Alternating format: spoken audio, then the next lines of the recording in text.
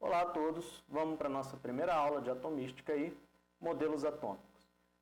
Peço desculpa a vocês aí por conta do áudio, da imagem, já estou há um tempão aqui tentando mexer na imagem, no áudio. O fato é que os equipamentos não são tão bons.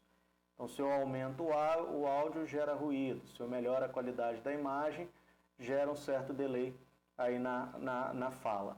Então, peço desculpa, devagarzinho a gente vai melhorando aos poucos. Agradeço aí ao ex-aluno, Carlos Júnior, por ter feito essa vinheta aí que a gente vai usar agora nas nossas aulas.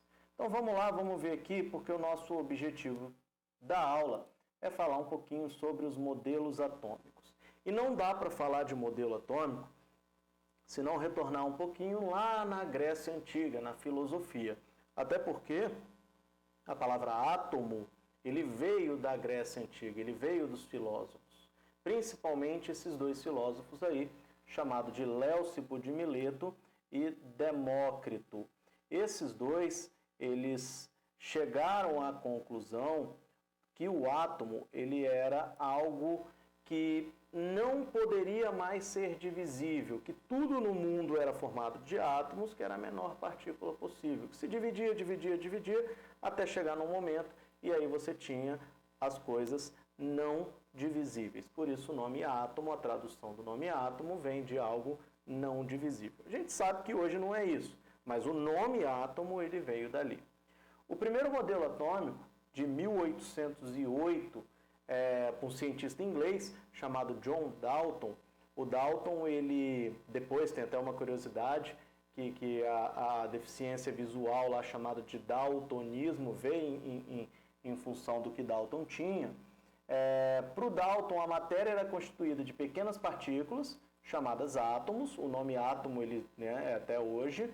Os átomos são maciços para o Dalton e, principalmente, jovens, palavra-chave para o modelo atômico de Dalton, eles se recombinam, trocam de lugar. O que é isso? Isso é uma reação química.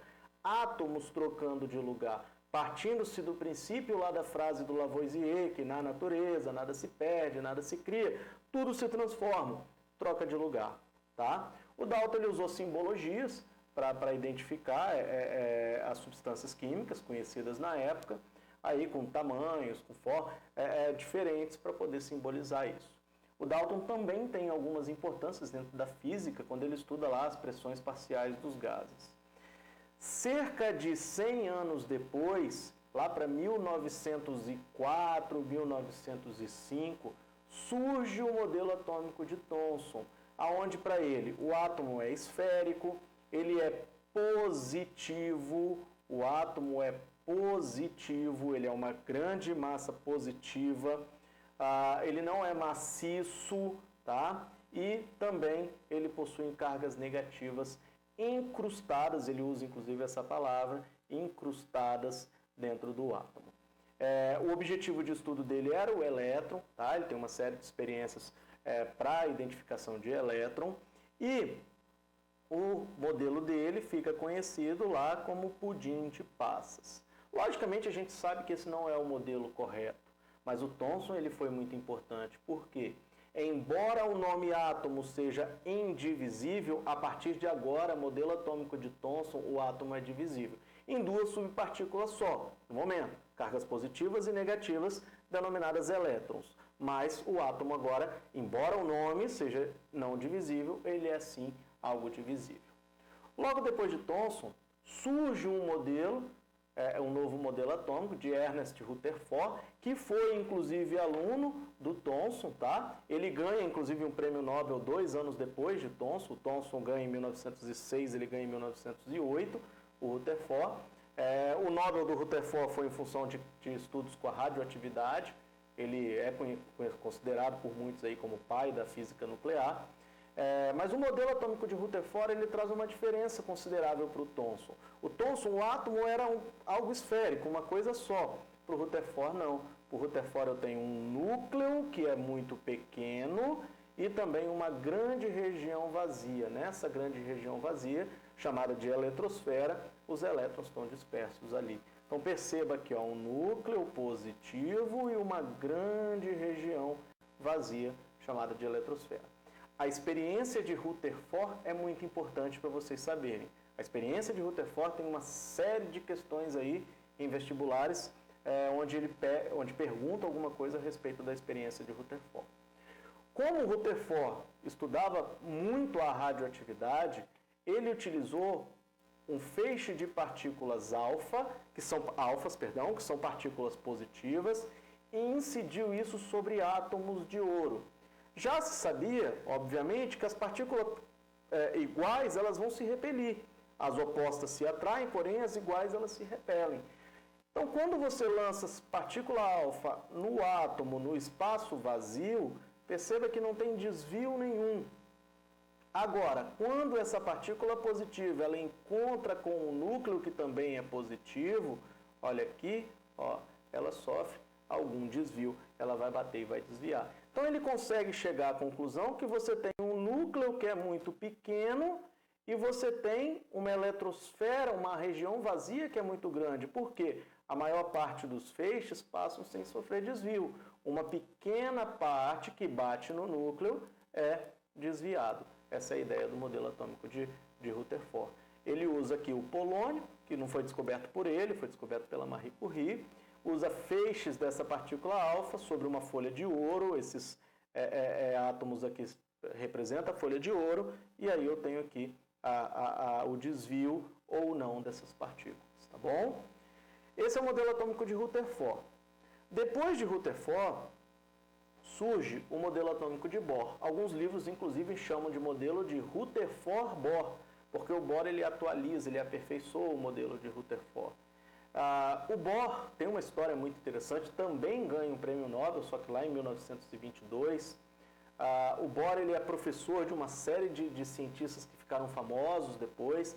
Ele é dinamarquês, mas ele vai estudar também na Inglaterra.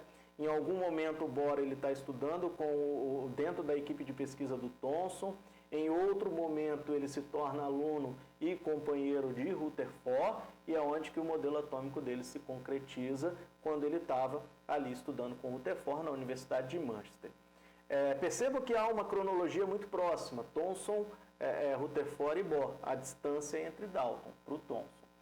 O modelo atômico de Bohr, o Bohr ele fez uma pergunta considerável por Rutherford, que é o seguinte: para o Rutherford, o modelo atômico era elétrons livres, negativas, cargas positivas no núcleo. Por que essas cargas negativas e essas cargas positivas não eram atraídas se os opostos se atraem?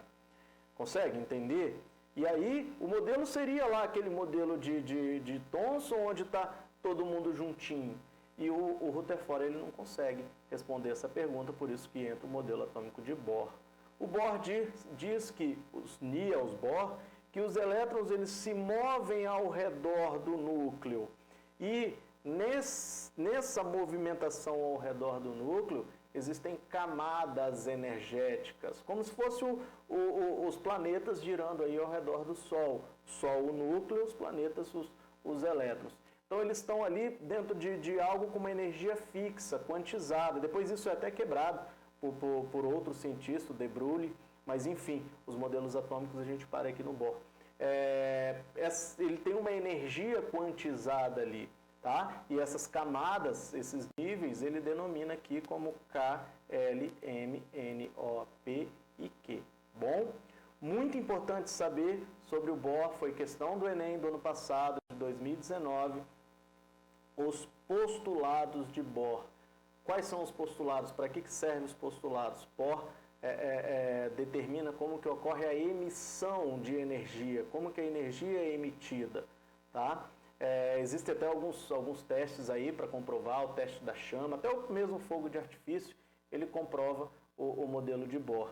E aí o primeiro postulado de Bohr diz que quando o elétron está numa determinada órbita, sua energia é constante. Imagina esse elétron amarelinho aqui, ó, ele está girando sobre energia constante nesta órbita. Quando ele recebe alguma energia suficiente, ele recebe um gatilho, tá? Uma ignição, uma energia, ele vai saltar para uma camada mais externa. Quando ele salta da camada mais externa, ele sai do estado fundamental e ele chega a um estado excitado, ele recebe, ele absorve a energia daquela camada. Só que ele vai retornar. Quando ele retorna à camada de origem, esse elétron ele vai emitir essa energia, a energia verdinha aqui, que foi absorvida da camada e emitida quando ele retornou para a camada de origem. Tá? Essas são as ideias principais dos modelos atômicos, que depois segue com uma série de cientistas para a definição do átomo que a gente tem hoje. Mas os principais modelos atômicos, eles estão aí, tá bom? Então era isso que eu queria falar para vocês.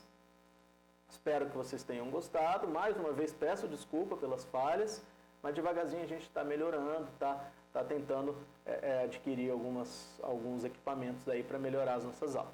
Valeu? Tchauzinho, até a próxima.